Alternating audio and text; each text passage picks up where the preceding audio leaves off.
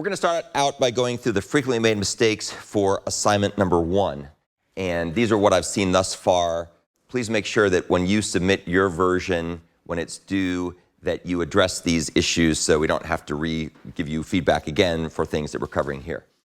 So this code is an implementation or a purported implementation of perform crawl. It's way too complicated for what this method is supposed to do. This method is just supposed to make an instance of URL crawler task and then invoke this instance on the Java common fork join pool. All the other stuff that's shown here belongs in the compute method of the URL crawler task. So those are things that you should have, but not here. They should go elsewhere, go lower. There's a bunch of factory methods that you need to fill in. Most of them are really straightforward. The one that's not so straightforward is make process image task, which returns a fork join task, and you'll see where to use that later. This code, while correct, can be simplified by using exception utils rethrow function, which is this cool little adapter that makes it possible to take a constructor reference to the URL and put it in a context where it will convert the checked exception into a runtime exception so that the code that you write can be much more straightforward. And what you would do is you would take this URL converter, which is a function, you'd say URL converter.apply, pass in the URL, and then that would be passed to what you need to do here when you make an instance of process image task. This code down here is way too complicated. I'm not even really sure what it's trying to do, but you don't need to do all this stuff. Instead, you just need to make a new process image task, passing in the appropriate URL, kind of using this type of an approach. So way too much extra stuff here that's not necessary. Let's take a look at the URL crawler task. Key thing to note here, you do not need to allocate a new fork join pool anywhere. Instead, just reuse the common fork join pool. That's the thing that you're going to be doing in this assignment, which is great because it's very simple to do. Let's take a look at the compute method. This is the compute method in URL crawler task. You'll see there's a bunch of other compute methods elsewhere. First and foremost, don't be calling equals here. Instead, you want to call add. Equals is not going to give you what you want because it's not an atomic check then act method, whereas the add method is an atomic check then act operator. What that means is that when it's called, it will atomically check to see whether the URI has already been added to the hash set. If it has, it'll just return false, in which case we're going to bail out because we've already seen that link. If it has not been added or seen before, then it will atomically add it and then return true. So in that case, you want to keep going on. So don't call equals here, call add. Don't call add here in the else part. That's also not where it belongs. And make sure you check the return value of add, otherwise you won't be able to do the right thing. There's no need to use a try catch block here. And moreover, there's no need to use the call and manage block method. We'll talk a bit more in a moment about what call and manage block does. Call and manage block is a little helper method that you have to fill in the implementation of, which we'll talk about shortly. And that particular method is used to compensate when an operation will block. And there's only a handful of places where operations block here, so you don't need to be using call and manage block except when an operation would block. And what it does under the hood, the way you'll implement it, is it will go ahead and add an extra thread to the common fork join pool, and that will then compensate for the fact that something is blocking by adding another thread so that other things will be able to make forward progress. So this code is very complicated. You don't need the try-catch block here. Continuing on with URL crawler task, again, don't use contains, don't use equals. You need to use the add method and then check the return value accordingly. Scooting down a tiny bit in URL crawler task, here is crawl page. There's no need to keep rechecking the depth and rechecking whether or not you've added something. You'll see a bunch of people kept doing that. You only need to do that one place in the compute method above. Also, when you call get page, that can block. Now you're going out and trying to actually get yourself a page, which is a blocking call. So that needs to go into the context of the call and manage blocker helper method. And the specification comments above say that. This code, again, doesn't belong here. This code belongs down below in process page. And if you find yourself re-implementing the same logic in two places, that's a good indication that you're doing something wrong, because you only want to have the code appear in one place as much as possible. That's what's commonly referred to in the literature as the don't repeat yourself principle, the dry principle. So you don't want to repeat yourself. You just want to have things occur in one place. So this code does not have to be here. Then down here in process page, another example of things there. Make sure that you pass the image and page parameters to get page elements. Take a look at the sequential loops crawler as an example of what to do here. If you fail to pass those parameters, of course, it won't return you anything, and you'll be rubbing your chin wondering, why is my program not actually doing anything? Down here, again, don't keep rechecking the condition over and over again. That just goes in one place. Down here, for process page, you do not need to call in manage blocker, because that is not actually blocking. It's handled elsewhere. That call to get page elements doesn't block. It just goes ahead and grabs it. There's also no need to use an atomic integer anywhere. You can just simply add 1 to depth rather than doing this call here. So atomic integer, overkill, don't need it.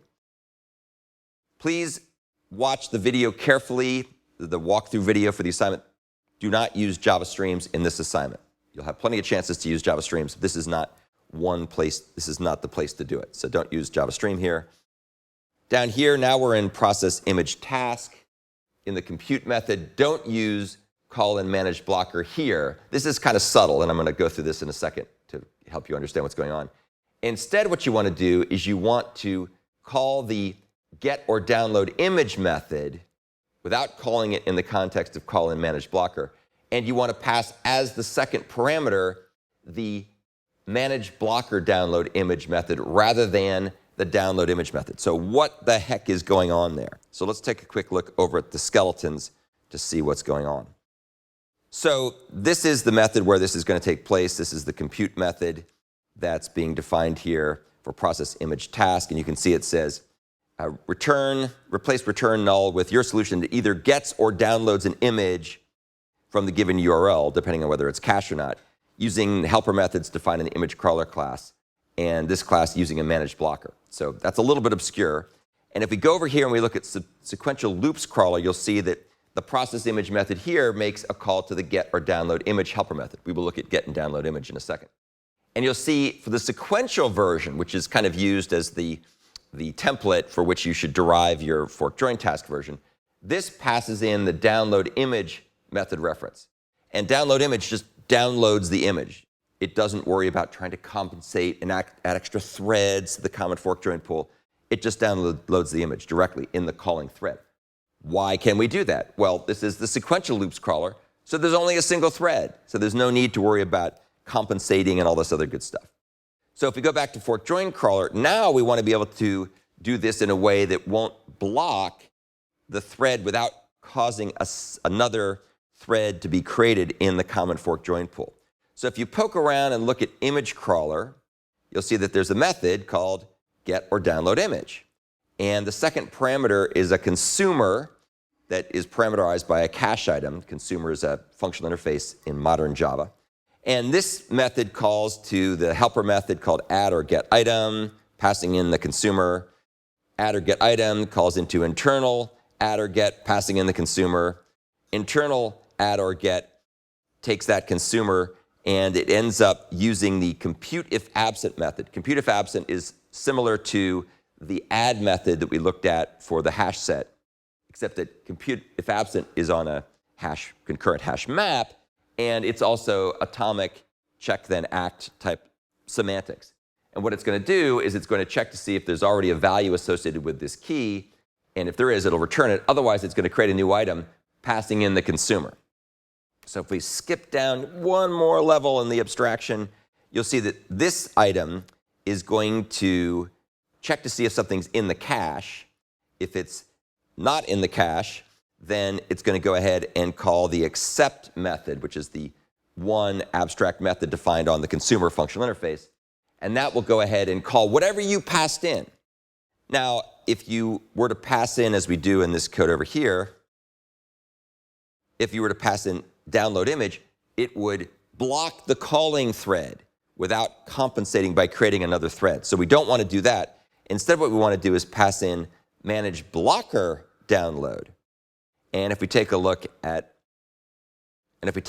manage blocker download, which is defined up here towards the very bottom, you'll see that manage blocker download is something you have to write. It's a method that you have to fill in.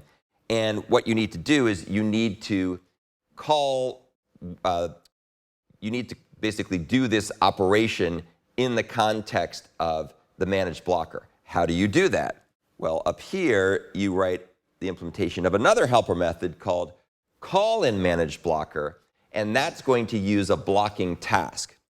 What is a blocking task, you ask? Well, if you go over here and you take a look, a blocking task is a helpful Java utility class that simplifies the integration of blocking, runnable, and/or supplier objects, in this case we're using suppliers, with the Java common fork join thread pool. And what it's going to do, if you read this Stack Overflow posting, it'll explain how and why it works that way. But basically what it does is it defines this helper method called call in managed block, and that abstracts away from all the low-level details of taking a supplier and then calling the managed block method on the fork join pool, on the common fork join pool in this case. And that will go ahead and compensate by adding additional threads. You don't have to know all the gory details of how this works in order to use it, but you should watch the video, which kind of talks about that. And we'll talk about that shortly as well. So that's kind of how call in managed blocker works. That's how managed blocker download image works. And then you want to make sure that when you're calling get or download image, you pass in the right method reference so it's doing the download image in the managed blocker context. A little bit tricky, which is why I'm walking through this, but very, very cool, very powerful. And it allows us to have the same method, get or download image, used for different versions of our web crawler. And that is something you'll see in later assignments. OK, continuing on. Down here, this is another thing not to do. Don't do this. Don't use call in managed blocker here. Don't pass in null to get or download image, but instead pass in the right method reference, which is what we just talked about above. So that's another thing. Don't do this either. Don't do this. Don't pass in download image. Don't pass in null, but instead do the right thing. Moving on to transform image. Again, you don't need to call the call in managed block method here. You only need to do that when things are going to block. And in this case, we're handling that at another level of abstraction. And again, you don't need to do that here. So the unit test at the moment won't catch that. We'll probably update them at some point to catch those kinds of mistakes. But you don't need to do that. And I'll ask you not to do it when I review your code. Here's the transform image method in this class. This is also too complicated. Anytime you find yourself writing code like this, it's usually a good indication that you should actually be doing a factory method. And if you look up, you'll see there's a make, perform, transform task factory method. That's what you should be calling here to make one of these recursive tasks. That's a perform, transform task rather than doing this. Again, don't use Java streams. There'll be time and place for that, but that's not right now.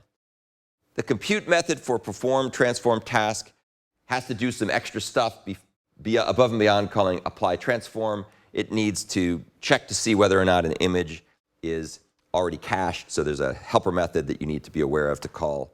And the comments tell you about that. The video should tell you about that. Here's what not to do for call in managed blocker. This is way, way, way too complicated. This is actually what is being done by the blocking task helper class. So get rid of all this extra code and just use blocking task dot call in managed block, which will save you lots and lots of extra work and streamline your implementation. So that is what I've seen thus far in terms of people's submissions for assignment 1. Please make sure you fix those things before you submit assignment 1.